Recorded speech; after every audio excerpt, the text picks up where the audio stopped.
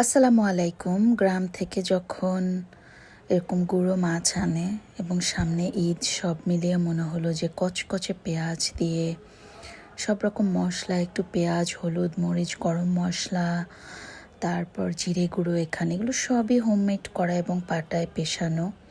এখানে চিংড়ি মাছ এবং ছোট গুঁড়া মাছের 2 রকমের বড়া করব এবং দুটোকে আমি একটু ব্লেন্ড করে নিয়েছি।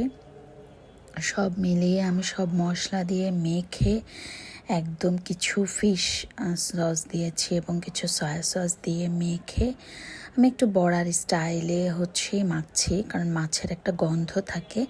এই জন্য একটু গোলমরিচের গুঁড়ো, জিরা, আদা, রসুন এবং একটু চিলি ফ্লেক্স, তারপরে গ্রিন চিলি, সব কিছুই আমি দিয়েছি।